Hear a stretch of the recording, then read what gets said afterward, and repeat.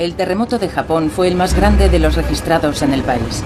Pero en los últimos 10 años ha habido terremotos igual de destructivos por todo el planeta. Los megaterremotos están entre las fuerzas más poderosas de la naturaleza. Compiten con la energía destructiva almacenada en un arsenal de bombas atómicas. Y golpean repentinamente, con violencia y sin previo aviso.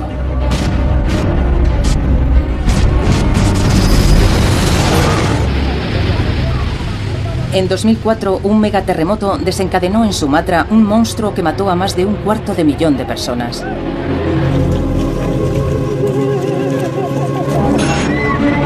En 2010, otro gran seísmo, esta vez en Chile. Este megaterremoto tenía la potencia de miles de bombas nucleares. Aceleró la rotación de la Tierra, acortó la duración del día en un microsegundo y desplazó 3 metros una localidad entera. Muchos investigadores sospechan que el noroeste del Pacífico está ahora en el mismo punto de mira.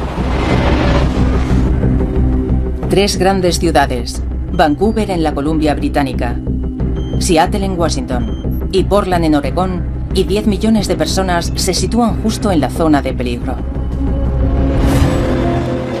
Algunos expertos pronostican una cifra de muertos comparable a la Segunda Guerra Mundial.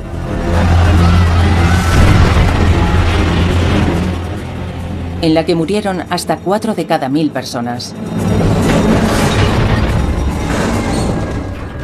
En la historia reciente, Chile fue arrasado por un terremoto de magnitud 8,8. Y en 2004, Sumatra tembló con la fuerza de un seísmo de magnitud 9,1.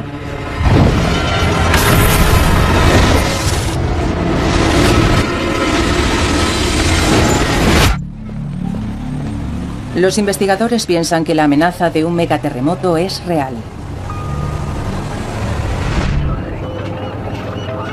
Justo frente a la costa, bajo las olas oceánicas, yace oculta una bomba de relojería.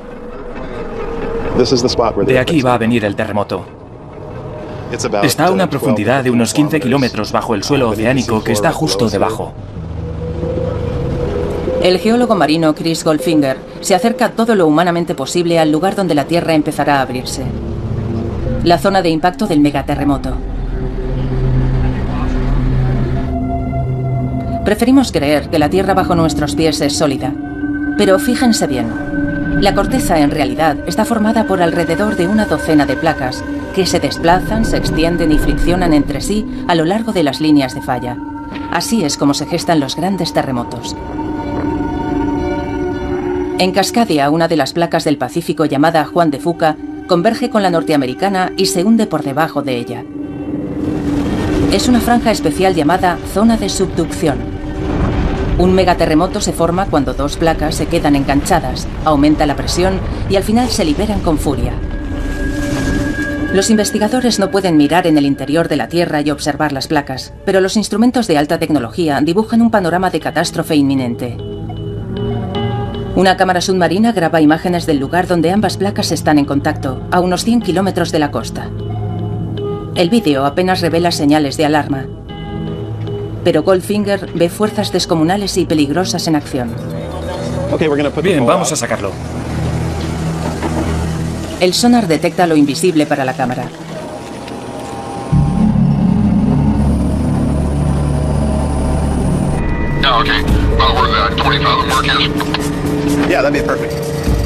Si la falla es inofensiva, el lecho marino tiene un aspecto uniforme y tranquilo. Y eso indica que las placas se están deslizando una junto a otra sin impedimentos. Si el sonar detecta montañas, es que las placas están enganchadas y se gesta un terremoto. El mapa del sonar es claro. La placa Juan de Fuca se está deslizando por debajo de la norteamericana, empujando hacia arriba la plataforma continental. Pero no están deslizándose sin rozarse. Están atascadas en una colisión. La placa norteamericana se está arqueando debido a la presión de la placa oceánica y en algún momento se liberará de repente con una tremenda sacudida. Un terremoto de subducción es el seísmo más impresionante que hay, porque las dimensiones del terremoto son proporcionales a la superficie que mueve mientras se produce. Y esa superficie es enorme. Mide unos 1000 kilómetros de largo y se extiende desde el sur de Canadá hasta el norte de California. Tiene al menos 50 kilómetros de ancho. Es tan grande como Irlanda. Una superficie tan extensa crea un terremoto colosal. La falla que lo origina es tan grande que los científicos la han llamado megasacudida. Aunque ya se han registrado otros con anterioridad, ninguno ha puesto en peligro una zona tan desarrollada como Cascadia. En los últimos tiempos no ha habido ningún megaterremoto en una gran ciudad. El mundo aún no ha visto tal grado de destrucción en una gran urbe.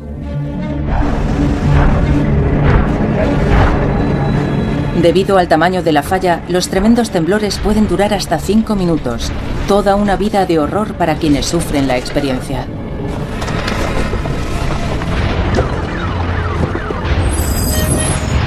Los terremotos en zonas de subducción son diferentes porque tardan mucho más en romper debido a que la fractura abarca una extensa zona. La amenaza es siniestra y plantea una duda terrorífica. ¿Cuándo golpeará la megasacudida?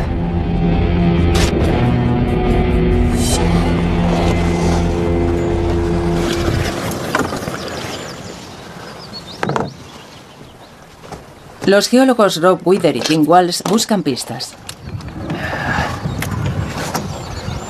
Algunos indicios son crípticos y oscuros, como las leyendas milenarias de los indígenas americanos.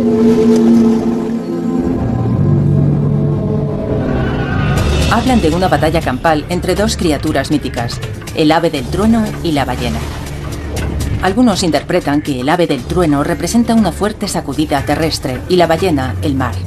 Estos relatos indígenas describen una batalla típica en la que el ave del trueno atrapa a la ballena y la suelta en la tierra. Para los geólogos, la violenta agitación representa un terremoto. Las leyendas también insinúan que la agitación hizo que el mar invadiera la tierra.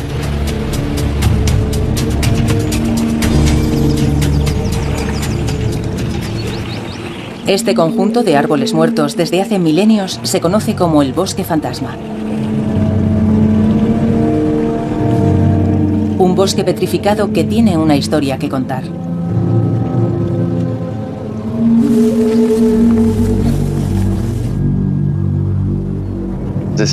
Este bosque que tenemos detrás era un bosque sano, exuberante, repleto de cedro rojo del Pacífico y pícea de Sitka.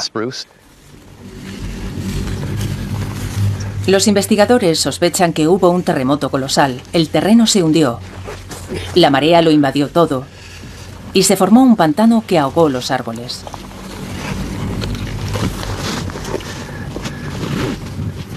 Al quedar sumergido, el bosque no pudo sobrevivir en agua salada y los árboles empezaron a morir. No es el único caso. En Alaska, un terremoto causó la muerte de un bosque en 1964. La sacudida de magnitud 9,2 fue de las mayores registradas en la historia. Hizo que la costa se hundiera y el mar invadiera el terreno, igual que en Cascadia. Sería una asombrosa coincidencia que le hubiera causado otra cosa que no fuera un gran terremoto, como los que hemos visto. La datación por carbono demuestra que el bosque fantasma se destruyó hacia el 1700, aunque la fecha definitiva la confirma otro hecho, acaecido al otro lado del mundo. En Japón. Y que también causó una gran inundación. El reciente tsunami de Japón no ha sido el primero en golpear el litoral japonés. Surgidas de la nada, unas olas gigantescas alcanzaron violentamente la costa. Ocurrió el 27 de enero de 1700, en la época en que murieron los árboles de Cascadia. Apuntaba a Cascadia como el lugar donde se había formado el tsunami. Las piezas encajaban. En enero de 1700 había tenido lugar un terremoto colosal que había hundido la costa y anegado los bosques. Y de la misma forma que con el reciente terremoto de Japón, se formó un tsunami que en poco tiempo alcanzó las costas americanas. El terremoto de Cascadia también había generado un tsunami tan potente como para inundar las tierras de los desprevenidos campesinos a miles de kilómetros. Tuvo que ser un terremoto de magnitud 9 o 9,1. Es decir, tuvo que romperse toda la zona de subducción de Cascadia, de un extremo a otro. Y eso es una distancia de unos 1000 kilómetros. Los megaterremotos han azotado Cascadia en un pasado reciente. ¿Cuándo golpeará el siguiente?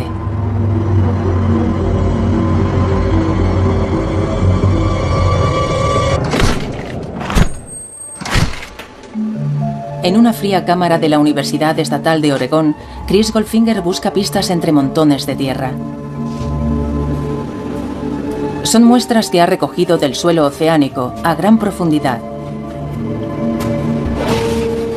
Goldfinger sospecha que podrían revelar la frecuencia de los megaterremotos. Tiene unas 200 muestras de testigos de sondeo. Juntas cuentan una historia que abarca 10.000 años. Al menos para un geólogo capaz de interpretarlas. Lo que vemos aquí dentro son sedimentos de los últimos miles de años. Esto es un terremoto que va desde aquí hasta aquí. A partir de los sutiles cambios en el terreno, Goldfinger deduce un patrón. Los cambios marcan dónde se ha desencadenado un deslizamiento de tierras submarinas debido a un terremoto. La datación por carbono determina en qué momento golpean las ondas sísmicas. Los resultados no auguran nada bueno. En los últimos 10.000 años se han producido megasacudidas aquí en 19 ocasiones. El terreno que está debajo de Cascadia no es tan estable como se pensaba. El periodo mínimo entre un terremoto y otro es de 170 a 200 años. Ya han pasado unos 310 desde el último, y es probable que se produzca otro terremoto. Nuestros instrumentos no pueden medir con precisión cuándo golpeará el próximo megaterremoto. Pero el geólogo Tim Melbourne ve indicios de lo destructivo que puede llegar a ser. Bueno, vamos a ver lo que tenemos aquí. Este instrumento es lo último en sistemas de localización de posición.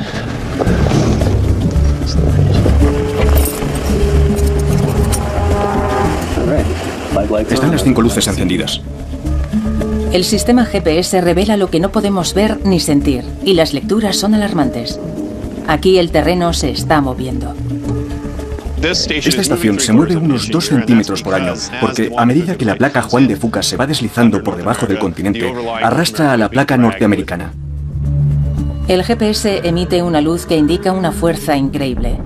El movimiento varía, pero por término medio, la región está siendo empujada en dirección oeste a un ritmo de 4 centímetros al año. Es una distancia descomunal en términos geológicos. Desde que se produjo el último megaterremoto en 1700, Cascadia se ha desplazado hasta 12 metros. Y también vemos en el GPS que la línea de costa se mueve a mayor velocidad que el terreno que está más al interior, y eso hace que la placa norteamericana se abombe. Una franja de unos 1000 kilómetros se está comprimiendo. La corteza se está comprimiendo, como un muelle. Cuando la falla que provoca toda esa compresión rompe, se produce el terremoto, el muelle salta y todo sale disparado.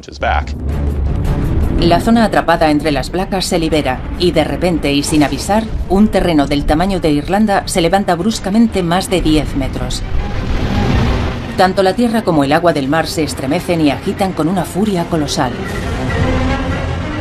Si hubiera un terremoto en Seattle y uno estuviera en el centro de la ciudad, se desplazaría entre 3 y 5 metros hacia el suroeste.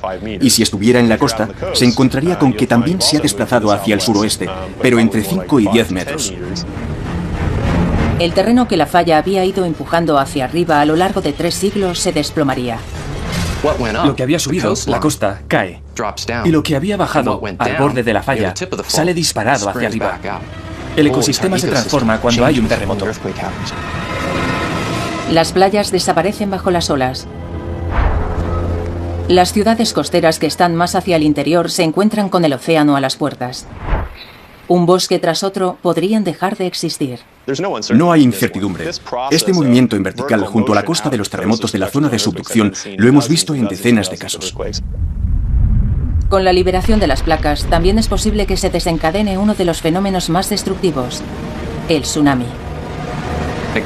Hace que toda el agua que está encima del fondo marino se levante de golpe y luego caiga por su propio peso y fluya hacia la tierra y a través del Pacífico. El tsunami podría llegar a alcanzar los 15 metros de altura, lo suficiente para borrar del mapa localidades enteras. La falla tectónica de Cascadia empieza a revelar las fuerzas titánicas que están en Liza. Pero queda una duda. ¿A qué distancia de las áreas metropolitanas se está moviendo la falla y genera las ondas sísmicas? Algo muy preocupante es que el megaterremoto se desencadene a menos de 150 kilómetros de Seattle, la ciudad más importante de la región. Ahora, nuevos indicios demuestran que puede golpear mucho más cerca incluso.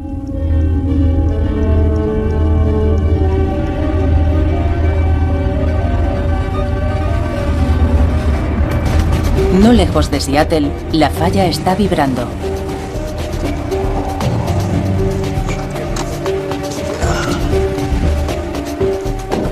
Los cambios no son tan repentinos como los de un terremoto normal. Son muy lentos.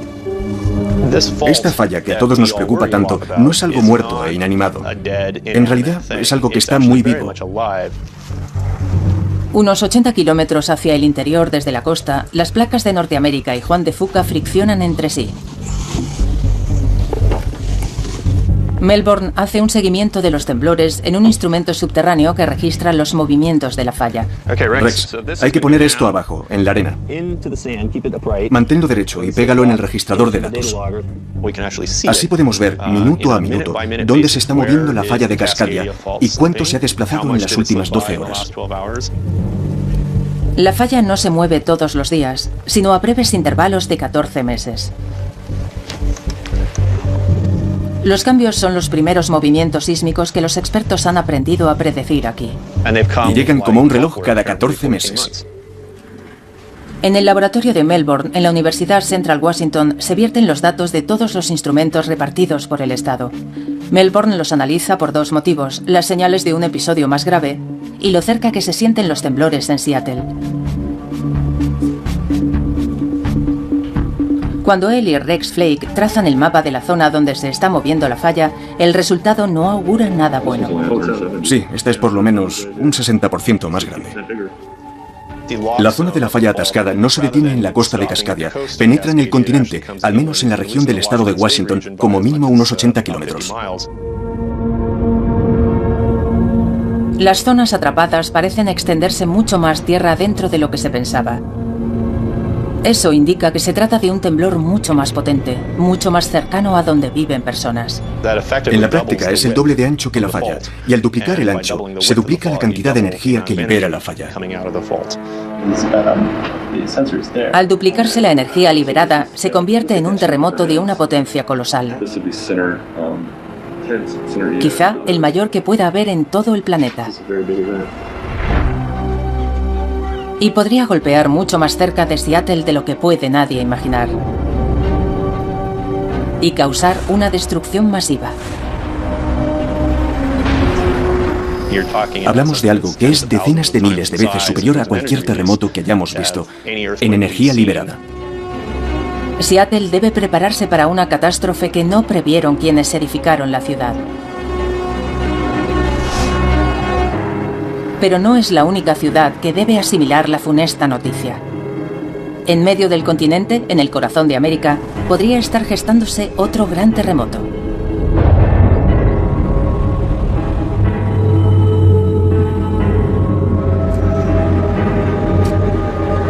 Memphis, Tennessee, está muy alejada del paisaje sísmico tradicional. Sin embargo, aquí la tierra puede temblar con una fuerza capaz de detener el curso del poderoso río Mississippi. Eso fue lo que presenciaron con absoluta perplejidad los primeros colonos en 1811. En diciembre comenzó el temblor. Y continuó de manera intermitente durante meses. Hubo 3 o 4 terremotos muy grandes y también varios miles de réplicas. Los relatos de los testigos describen tremendos temblores que derriban árboles y chimeneas en un área de 100.000 kilómetros cuadrados, el tamaño de Islandia. Pero en el epicentro, las escenas son apocalípticas. Cuentan que se abrieron grietas enormes y que de la tierra salían propulsados chorros de arena y agua y que alcanzaban hasta 10 metros de altura. Estos géiseres, estos volcanes de arena, al final del acontecimiento inundaron los campos de arena y agua, que en algunos lugares alcanzaron el metro de altura o más. Antes de terminar, un gran temblor sacudió la tierra por debajo del propio Mississippi, elevando el terreno varios metros. Increíblemente, el poderoso cauce invirtió su curso. El terreno elevado habría interrumpido la corriente del río y lo habría obligado a fluir temporalmente en sentido contrario. Hace tiempo ya que el Mississippi retornó a su cauce natural, pero quedan vestigios de los géiseres de agua y arena. Las excavaciones de estos géiseres y la búsqueda de fallas ocultas ponen al descubierto lo que sucedió aquí y lo que puede ocurrir en Memphis.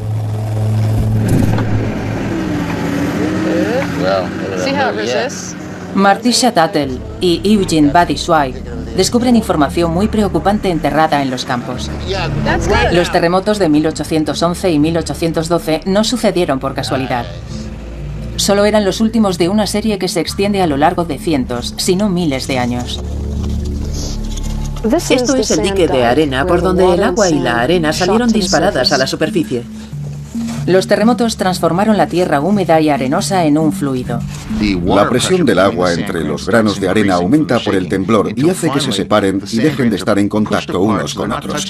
El material deja de ser una simple capa de arena para comportarse como un líquido. Los temblores licuaron el terreno hasta una profundidad de 6 metros aproximadamente.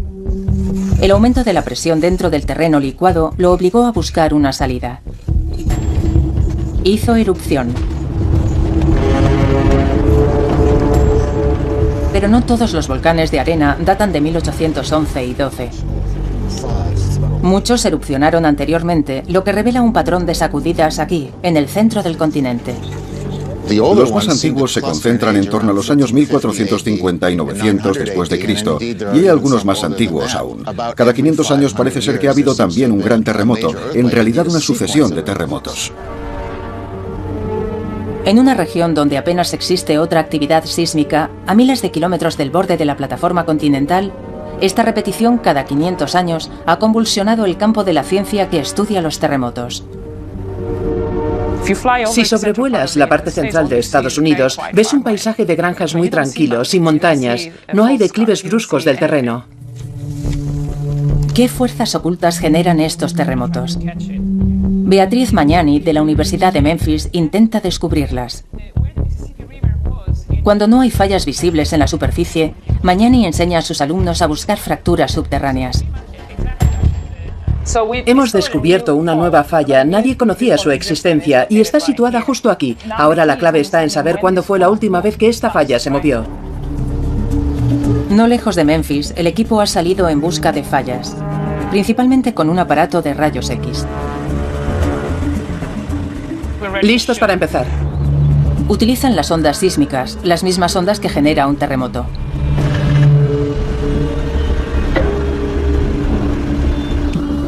Las ondas rebotan contra el sedimento que hay abajo y retornan, y son recogidas por unos dispositivos de escucha llamados geófonos. Los datos registrados revelan la existencia no de una falla, sino de muchas.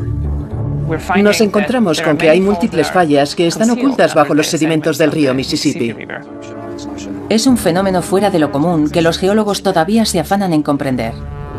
Como una alfombra gastada, el territorio continental norteamericano tiene una zona débil. Hace miles de millones de años, el continente empezó a fragmentarse. No prosperó, pero el desgarro nunca terminó de cerrarse y dejó una fisura. La grieta se sitúa ahora como una cicatriz en medio del continente y atravesando esta fisura encontramos enormes fallas. Se piensa que estas fallas se están reactivando ahora, 500 millones de años después. Los científicos aún no saben por qué las fallas se mueven y generan terremotos, pero cuando tiene lugar uno, puede desencadenar otro en las proximidades. Seguramente por eso, en lugar de haber un solo terremoto en 1811 y en 1812, en realidad hubo múltiples episodios, porque hay tantas fallas fragmentándose en esta zona que cuando una grande se rompe tiene que amoldarse a las demás. Los constructores de Memphis nunca lo supieron, pero habían edificado su ciudad muy cerca de un importante sistema de fallas.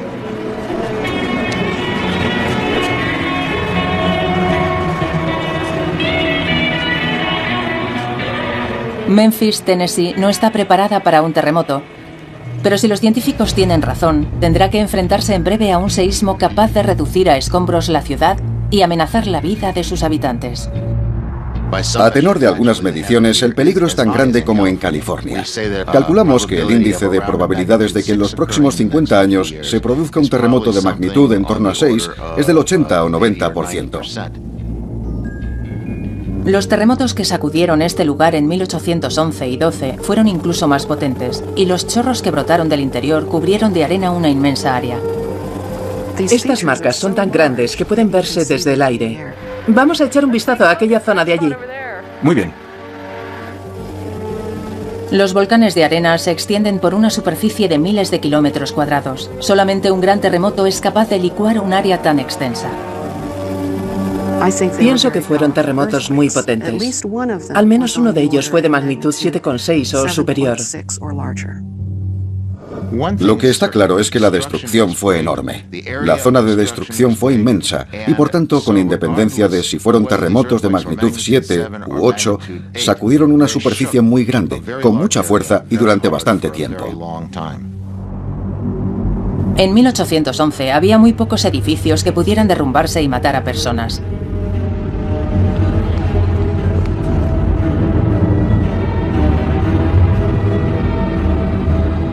Pero hace muy poco hemos sido testigos de lo que puede suceder cuando un potente terremoto sacude una ciudad desprevenida.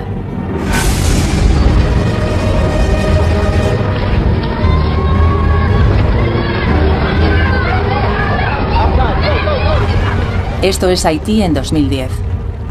Un terremoto de magnitud 7 golpeó la capital, Puerto Príncipe. No fue tan potente como los terremotos de 1811 y 12 en Estados Unidos, y sin embargo dejó a la ciudad de Puerto Príncipe sumida en la ruina absoluta. Murieron más de 200.000 personas. No es probable que Memphis sufra una destrucción semejante, pero la vulnerabilidad de la ciudad preocupa a los responsables de situaciones de emergencia, como Jim Wilkinson. Si aquí llegara a haber un movimiento sísmico de la magnitud que nos dicen que podría alcanzar, será una verdadera catástrofe. Habrá que utilizar todos los recursos de que dispongamos para afrontarlo. Aquí persisten las sacudidas del terreno con ligeros temblores. En Memphis se recibe un recordatorio del peligro unas 4 veces a la semana. Registramos unos 200 terremotos al año. Sus magnitudes oscilan entre 4 y 1,5. Estos temblores son motivo de controversia. Podrían ser simples réplicas de los de 1811 y 1812. Los escépticos señalan también datos de GPS no concluyentes.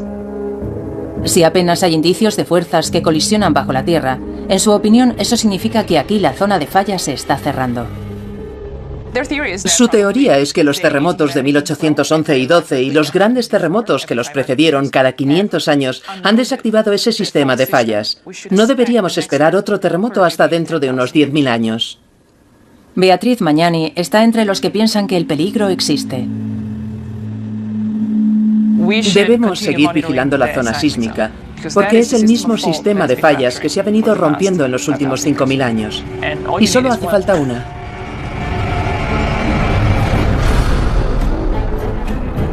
A las afueras de Memphis hay una falla oculta que podría comportarse como un muelle. Está a punto de saltar.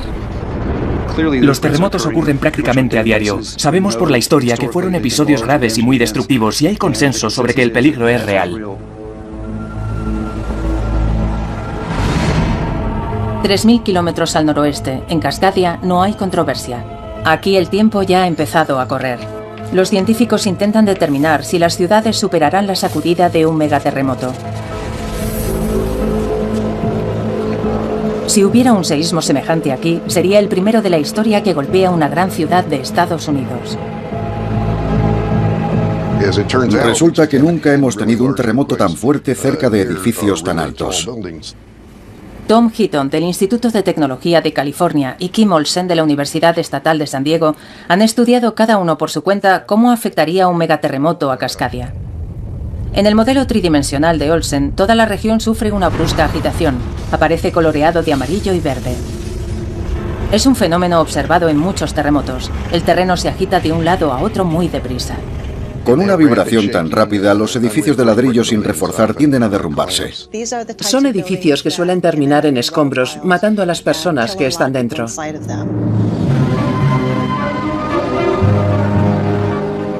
Los distritos históricos de Cascadia están llenos de estructuras de ladrillo sin reforzar. En Seattle hay una campaña en curso para apuntalarlos. El ingeniero de estructuras John Hooper ha trabajado en muchos de estos proyectos. Desde 1970, cuando haces un cambio sustancial en un edificio, debes mejorarlo en términos de prevención de seísmos. Miles de edificios han sido adaptados. Pero la mayoría de las estructuras antiguas no se han reforzado y podrían venirse abajo. En Portland, la más antigua de las grandes ciudades de la región, se considera que prácticamente todos los edificios históricos corren peligro. Luego está el riesgo adicional del terremoto, su duración. En el modelo de Olsen, la sacudida dura más de 5 minutos. Tantos temblores no solo harán que se derrumben los edificios de ladrillo, sino que además el terreno se licúe, las autopistas se resquebrajen y los puentes se vengan abajo. Ante una deformación permanente del terreno, los edificios o estructuras que hay encima pueden resultar gravemente dañados.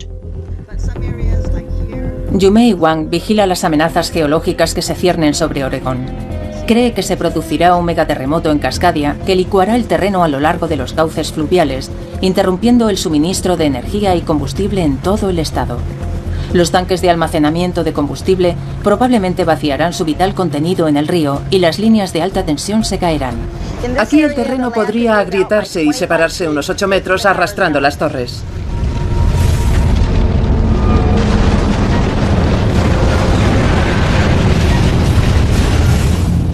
Lo que más preocupa a Heaton y Olsen es cómo se comportarán los rascacielos. Sobre todo los de la ciudad más importante de la región, Seattle. Los rascacielos se construyen para que sean flexibles, cualidad que debería permitirles mantenerse en pie tras un terremoto. Pero un megaterremoto en Cascadia no solo inundaría Seattle de bruscas sacudidas, sino de otro tipo de ondas. En el modelo de Olsen son de color rojo y azul. Se transfiere una gran cantidad de energía a las ondulaciones con una gran longitud de onda. Me refiero a las largas ondas con el movimiento de una montaña rusa. Estas ondas con gran longitud de onda hacen que el terreno se ondule, casi como olas oceánicas. La gente de la calle puede no percibir el peligro, pero los rascacielos comenzarán a balancearse bruscamente. Solo los grandes terremotos como el de magnitud 8,8 que golpeó Chile en 2010 generan esta clase de ondas.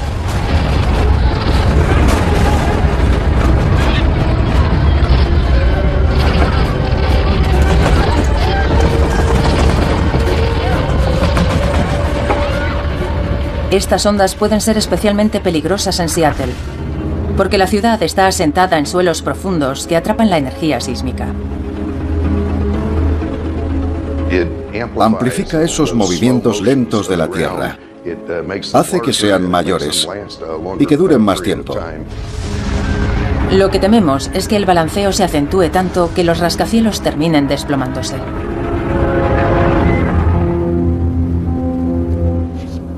Tom Heaton ha hecho los cálculos una y otra vez, y sus conclusiones son preocupantes. Si la parte superior del edificio oscila más de unos 90 centímetros con respecto a su base, empezarán a verse algunos daños permanentes. Y es posible que lo veamos derrumbarse.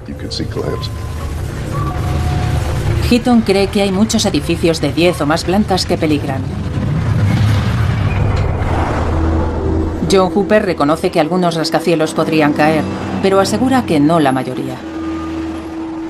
De la mayoría de los edificios, la gente saldrá ilesa, podrá escapar. Los que podrían verse afectados por un episodio así en Cascadia son menos de 10 en el horizonte urbano. Aún así, miles de personas viven y trabajan en estos edificios. Ellos y millones más podrían sufrir en breve una de las peores catástrofes naturales que han golpeado a Estados Unidos. El efecto no será solo en Seattle. Podría ir desde Vancouver, todo hacia el sur hasta el norte de California. El escenario de la pesadilla. El terremoto estalla una tarde soleada entre semana, en pleno verano. Muchos están en el trabajo, en estructuras altas, en antiguos edificios de ladrillo que pueden derrumbarse. Miles más están disfrutando en la playa. Justo frente a la costa del norte de California, de repente se desata el megaterremoto. La ruptura comienza en un extremo de la falla rasgando como una cremallera. Avanza a unos 3 kilómetros por segundo. Al salir disparada hacia arriba, la placa norteamericana genera un tsunami. A 1000 kilómetros por hora, tardará 4 horas en alcanzar Hawái. Y 8 en inundar Japón. Se espera que allí la mayoría se haya desplazado a terrenos más elevados. En Norteamérica lo que llega primero no es el tsunami, sino las potentes ondas sísmicas que atraviesan la Tierra a una velocidad de 11.000 kilómetros por hora. Ocurrirá sin previo aviso. La gente sabrá que el terremoto golpea cuando la Tierra empiece a temblar. Va a dejar sin palabras a todo el mundo. La Tierra va a temblar con una fuerza que nadie ha sentido antes. Los puentes se vienen abajo. El suelo se hunde. En menos de 2 minutos, las primeras olas llegan a Portland, Oregón.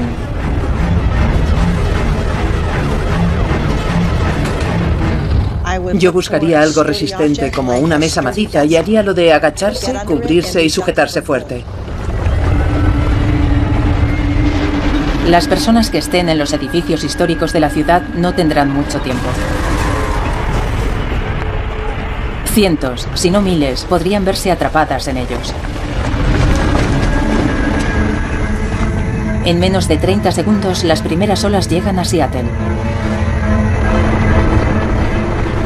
La violenta sacudida no es sino el principio de lo que le espera a la mayor ciudad de Cascadia.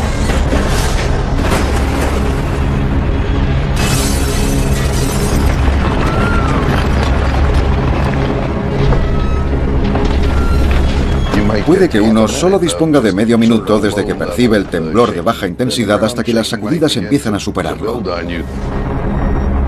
El suelo profundo de la ciudad atrapa las ondas y las amplifica.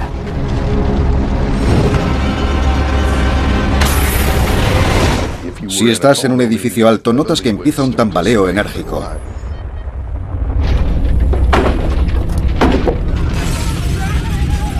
El temblor dura más de 2 larguísimos minutos. Se desencadenan incendios en toda la zona. Podría haber miles de corrimientos de tierra. A partir de los 3 minutos y medio, algunos rascacielos empiezan a sufrir daños catastróficos.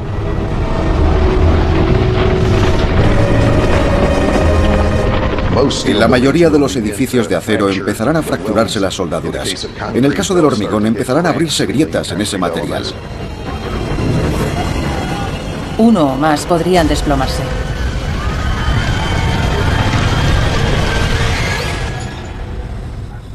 Parece una eternidad, pero al cabo de 5 minutos y medio, el suelo al fin deja de temblar.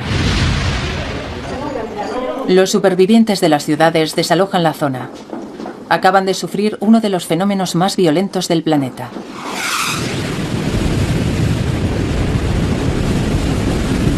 Pero para los que están en la costa, lo peor aún no ha llegado. Si están en una zona baja costera, deben dirigirse al interior.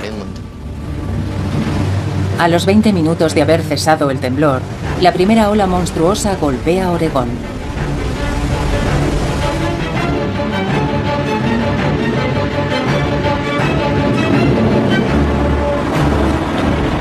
No es una simple ola. Es una sucesión de olas que seguirán llegando durante muchas horas, incluso un día.